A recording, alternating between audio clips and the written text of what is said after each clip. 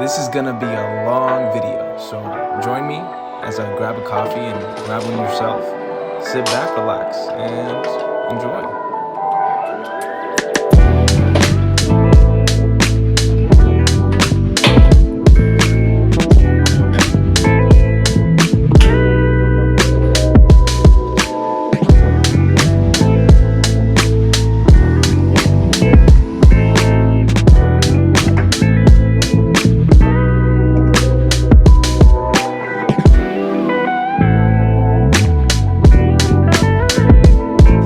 That there, so y'all recognize me as a legitimate creator. Hi, my name is Tagliaferro, and I'm a commercial content creator based out of Dallas, Texas. And I specialize in videography, but also provide services like photography and graphic design. And that's why I call myself a commercial content creator. I like creating content for brands. I've done them for Dallas Mavericks, coffee shops, a bunch of different restaurants and places here in Dallas. Throughout my career, as everybody in life does, I've made a bunch of mistakes that I hope to tell you about, so you might secondhand learn from the things that I did wrong in the content creation world as I progressed through my career.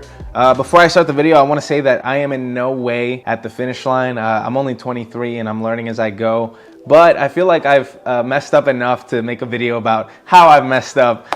Seems to be something we all do when we're young and going for this thing called success in the content creation world, regardless of where you are in photography, graphic design, or video. I feel like all of these things that I'm gonna talk about today can apply to you, even if you are just a niche creator. But yeah, I mean, let's jump right into it. So the first mistake that I made, as a content creator, is that I thought of content creation as a business too soon in my career. I feel like a lot of people kind of have that phase where it's an art and they're learning it and they're enjoying it. Well, instead of me staying in that phase and trying to hone in my craft, I started trying to develop a business out of my art way too soon. The problem with that was that I was trying to profit off of something that I hadn't yet mastered. Now, don't get me wrong, like I feel like I priced it appropriately. When I was starting, I was doing $100 a video, and we all go through that phase and whatever, but I don't know, I feel like I missed out on a lot of that first falling in love with the craft experience that everyone talks about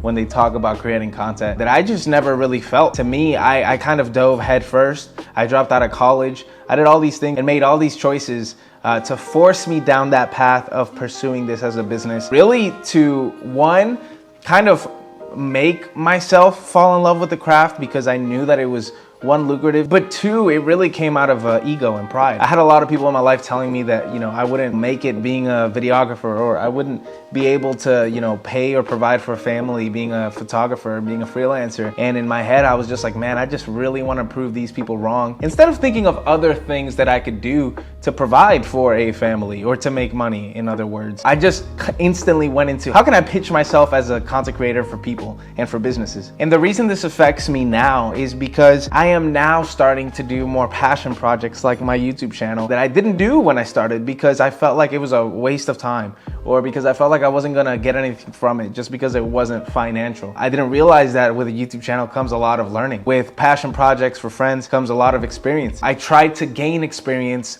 through paid projects, and one of the drawbacks of doing that is that when you're not getting paid projects, you're not getting experience. I was very focused in the fact that I'm good enough to get paid. I'm better than this person, better than that person. So, I should be making more money.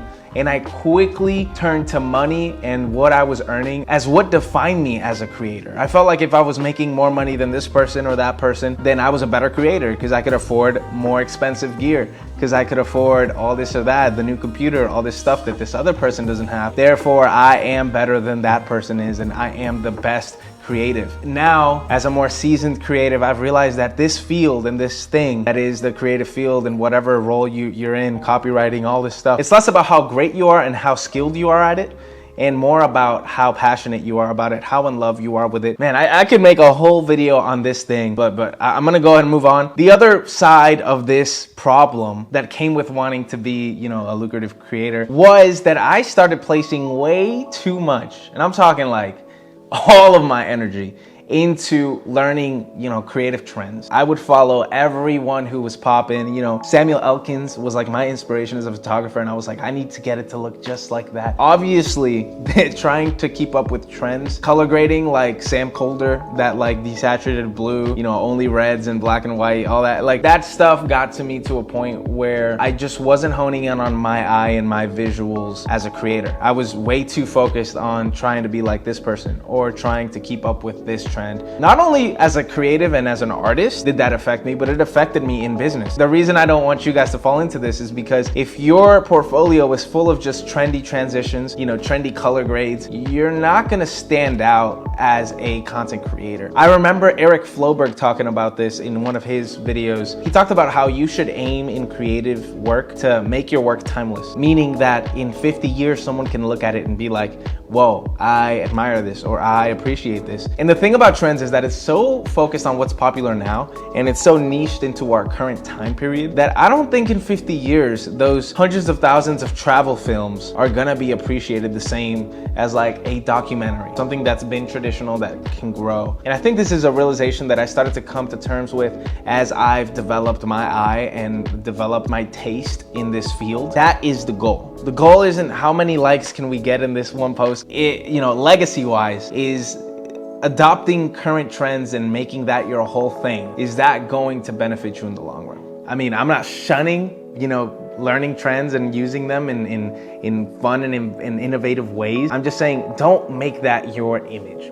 Your image is you. It's not the creative little thing you can put in this video, or it's your eye. And if you don't give yourself the space to develop that, you're just not gonna make it that much in this creative field. So to piggyback off that, I think one of the other mistakes I made as a content creator, especially early on, was that I was focused too much on social media and growing in social media. And I ended up making my social media exposure my primary form of marketing as a content creator and as a business. I didn't put enough effort into person word of mouth contact and how that would affect my business. I thought that it all kind of happened on Instagram. Early on when Gary Vee was talking about how you should DM people and all this other stuff, I really believed that, and I just forsook, that how you say it, forsaken? And I just undervalued the power of human to human connection, even email marketing, calls, meeting someone, the serendipity of running into a business person in the coffee shop, doing a free project for this one person because he has a lot of connections. That stuff I didn't think mattered. I thought it was all about posting every day on Instagram, using the right hashtags and getting seen that way. The reason why that was a mistake is a two-parter, and I think this is kind of the theme of the video. It affected me as an artist and it affected me as a businessman, because one, as an artist, I was putting too much emphasis on the likes and the comments and the engagement on all of my posts. Like I said before, it kind of goes hand in hand with the trendy topic thing, because I knew that if I did these trendy things, like one of the biggest trendy things that happened into Instagram as a photographer was taking a portrait, low to high, where you kind of lower the clarity of the highlights and you use a graduated filter, or I think they call them linear filters now, to kind of overexpose the highlights to make it look like a bloomy kind of a vibe. And then you do the opposite thing in the bottom frame of the image and you darken it and you create this contrast that's actually really cool, but everyone was doing it. And I knew that if I did that, I would get a lot of likes and I would get a lot of attention. So what I did was I focused primarily on that, and all of my photos looked the same. I know this is like an Instagram, like, oh, your Instagram your feed should flow effortlessly. All your photos, you should have a style, because doing that just makes it more aesthetically pleasing. So when someone clicks your profile, they can see more of it. But the truth is that, one, as a creator, you're not allowing yourself to develop. You're not trying new things. You're not experimenting. Like, I knew that this worked, so I didn't try to do multiple exposures or something like that. I didn't try long exposure photography. I didn't try night photography because that wasn't my niche in social media. And look, I'm all for like trying to grow your Instagram and following one niche, but the thing is, I was so caught up in that I didn't go out of that and experiment with other things on my personal time. There's one more along this vein, but I want to drift off and talk about something else really quick. One of the biggest mistakes that I made was that I was way disorganized with my desktop and with my digital life. The way I saved files, the way when I started, I sucked. I didn't have a huge drive like I do now, little drives like I do. I basically had one little portable hard drive, and eventually when that portable hard drive crashed, and I lost all of the photos from 2017, etc., it sucked. This is a huge practical mistake I made, because the truth is that it may seem like it costs a lot of money to get like a 1 terabyte drive or stuff like that, but nowadays it really doesn't. Like I have this WD, it's not like a G drive or anything super fancy, but it works and it's safer than having a portable hard drive. Having an SSD hard drive and having one like home, like plugged in one, it's a pretty decent system. I'm not saying I'm like super 100% confident that nothing's gonna happen, especially given my history, losing a lot of stuff, but I do feel a lot safer having these two things in place. Not only is backups and all that stuff important, organizing your files within your Finder window and all this other stuff is super important just for you to work in workflow wise. Having a system in place for how you dump your footage, what folders it goes into, how you're gonna split up the things as B-roll, A-roll, audio, all this stuff matters because it's just gonna make your workflow a lot easier. And when you have to go back and edit revisions and stuff, it'll make it a whole lot easier. The mistake I made is that I had this I had this folder called Banger Edits, and I would just dump every photo I really liked just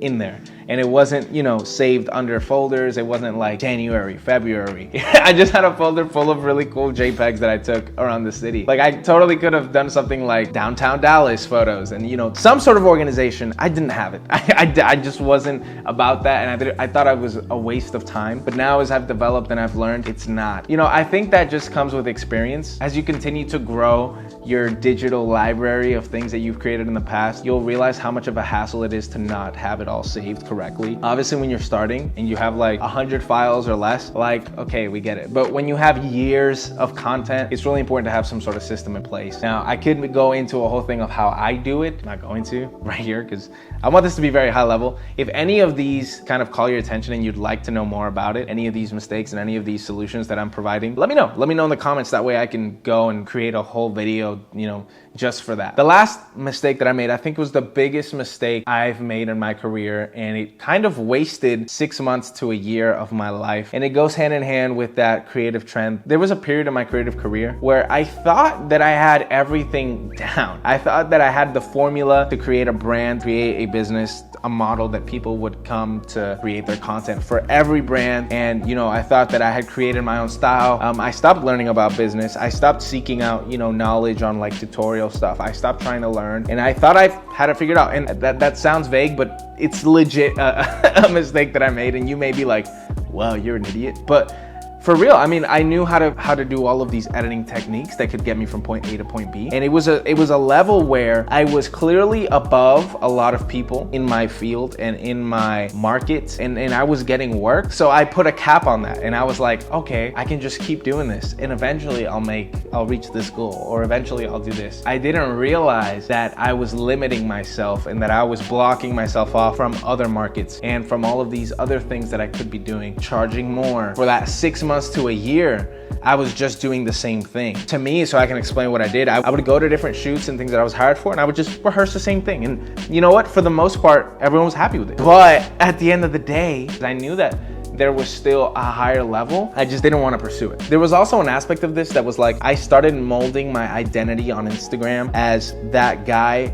who could do the cool transitions and could make an event look really cool. I thought that straying away from that would like lower my following or stop my growth, make people not want to hire me. Because at the time, I mean, if you went and you watched YouTube back in, I think 2018 when this was happening, you know, everyone was all about, you know, nail down your style, nail down your niche. And look, if you're trying to grow on Instagram, or if you're trying to like be a YouTuber, like those are like effective strategies that work. But if you're trying to build a business and if you're trying to grow as an artist, that's probably the worst thing you can do. I was only doing event videography for the whole span of that year. The problem with that was that because I had done it so many times, I just thought that that would be my life and that would be my career and that would be that. And of course, I eventually got to a point where, you know, I wasn't happy doing it anymore. I wanted to do all these things, and I eventually finally took that leap of like, you know what, I don't owe my Instagram audience, which wasn't even really an audience, it was like 900 followers. I don't owe them my creativity, and I don't owe them this specific thing. I think that was the mistake as well, that I had developed an identity that I felt like I couldn't stray from. And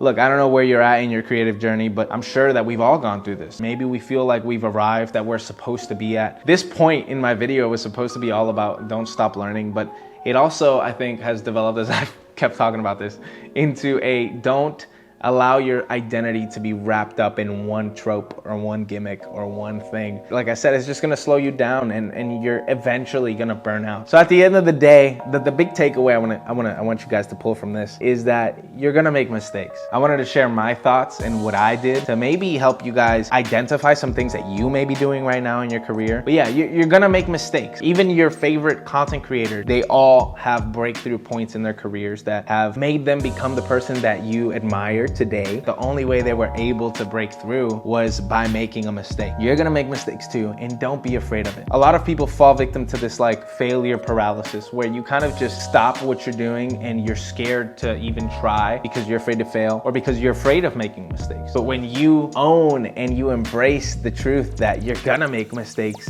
and you kind of want to make mistakes, it'll help you experiment and develop who you are as a creator in whatever you're trying to do. So before I leave, I wanted to invite you guys to sign up for my mailing list. I started a new newsletter, if you will. Basically, all it is a weekly newsletter every Thursday, kind of sharing my thoughts, simply my thoughts on a certain topic regarding either tech, creativity, and culture, things that are happening in life. But yeah, it's another touch point for me to talk to you guys, to send information.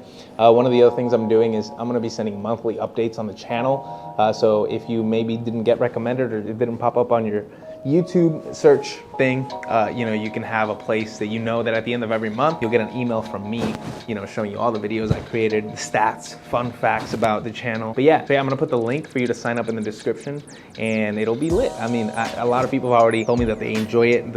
We have about 10 subscribers now. If you like it and you wanna be more involved in this community, I encourage you, go there, do it. It's gonna be sick, it's gonna be cool. And it also allows me to write. I actually enjoy writing, and I think I'm doing a pretty good job, and it'll be cool. But yeah, it's gonna be it for this video. Go ahead and hit subscribe.